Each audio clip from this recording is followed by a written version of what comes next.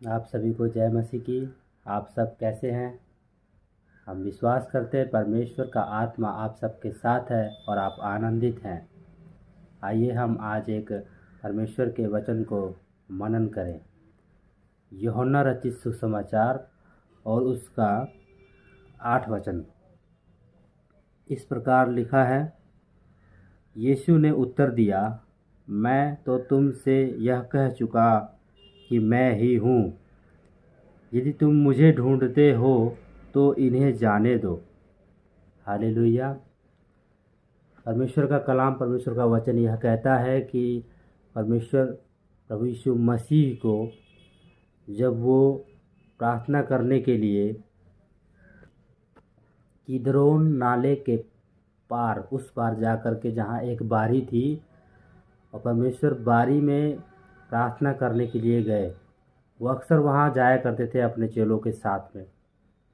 आज हम सभी के पास एक रूम है, लेकिन प्रभु यीशु मसीह के पास प्रार्थना करने के लिए वो हर जगह पर प्रार्थना करते थे।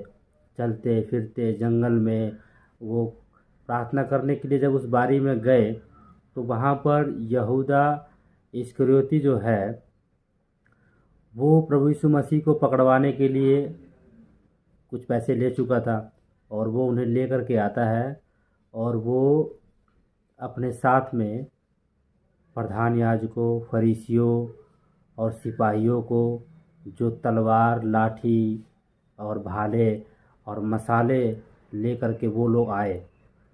और जब वो लोग आए तो वो पहचान नहीं पा रहे थे यीशु मसीह को। तो यीशु ने वहाँ पर उनको कहा कि तुम किसे ढूंढते हो? तो उन्होंने कहा कि यीशु नासरी को। तो प्रभु ने कहा कि मैं हूँ। तो लिखा कि वो पीछे हटकर गिर पड़े और फिर उठ कर के फिर प्रभु ने फिर उनसे पूछा कि तुम किसे ढूंढते हो? प्रभु ने उनसे कहा कि यदि तुम मुझे ढूंढते हो तो मैंने तुमसे कह दिया कि मैं हूँ। अब मुझे ढूंढते हो तो मुझे पकड़ो, इन्हें जाने दो। अब वहाँ पर मैं यह सीख पाया, परमेश्वर की आवाज़ को जब मैंने सुना और मैं सीख पाया कि परमेश्वर पूरी रात प्रार्थना में थे, प्रभु यीशु मसीह पूरी रात प्रार्थना में थे, और प्रार्थना के द्वारा उन्हें एक ऐसी सामर्थ, एक ऐसी यूँ कह सकते हैं कि उनके चारों तरफ एक ऐसा अनुग्रह का बाड़ा था, जो सिपाही और या फिर प्रधान याजक या जो भी उसे पकड़ने के लिए वहाँ पर गए थे, वो उस दायरे में अंदर नहीं जा पा रहे थे। वो उस दायरे को पार ही नहीं कर पा रहे थे जहाँ प्रभु यीशु मसीह खड़े थे।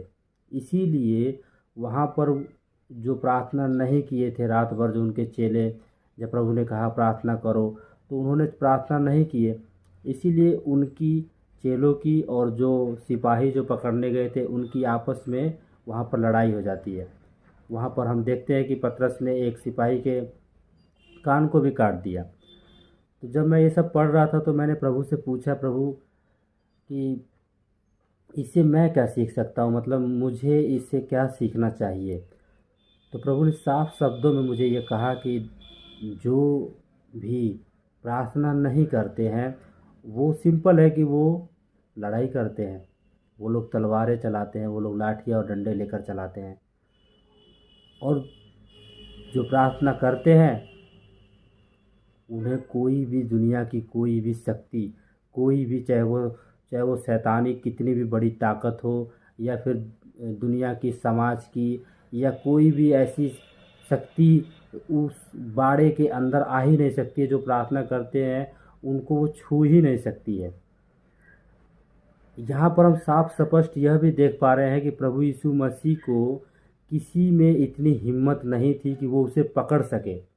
वो उसे उस गत्समनी बाग में, उस बगीचे में उसे कोई पकड़ सके, क्योंकि परमेश्वर है वो, और उसने खुद को, अपने आप को हमारे लिए उन सिपाहियों के हाथ में सौंप दिया कि मैं तुमसे कह रहा हूँ मैं हूँ, मुझे पकड़ो और मेरे इन चेलों को जाने दो। तो परमेश्वर का आत्मा और प्रभु हमें यही सिखाना चाहते हैं, मेरे प्रिय भाइयों और बहनों, कि हमें निरंतर प्रार्थना में लगे रहना है। प्रार्थना ही हमारे चारों तरफ एक ऐसा बाड़ा बांधती है, जो आयूब के चारों तरफ एक बाड़ा बंधा था, जिसमें शैतान या कोई अन्य और शक्तियाँ उसमें प्रवेश नहीं कर सकती है, और ना ही पाप हम पर प्रभुता करेगा। और यदि हम प्रार्थना नहीं करते हैं, प्रार्थना अगर हमारे जीवन में नहीं है, तो हम सिंपल सी बात है, छोटी छोटी बात में लड़ाइयाँ करेंगे, झगड़े करेंगे, और मुसीबत और प्रॉब्लम को देख करके हम भाग भी जाएंगे वहाँ से, जैसे यीशु मसीह के चेले भाग गए थे वहाँ से। तो मेरे प्रिय भाइयों बहनों, हम सब प्रभु के अनुग्रह से, प्रभु के महिमा के लिए हम यही करें कि हम उससे निरंतर छोटी छोटी बातों को लेकर प्रार्थना करें, ताकि उसका जो अभिषेक है, उसकी जो सामर्थ है, उसका जो पवित्र आत्मा की जो शक्ति है, वो जो बाड़ा है, वो हमारे चारों तरफ कंटिन्यू बना रहे। परमेश्वर आपको इस वचन के द्वारा आशीष दे। प्रभु का धन्यवाद हो। जय मसीह की।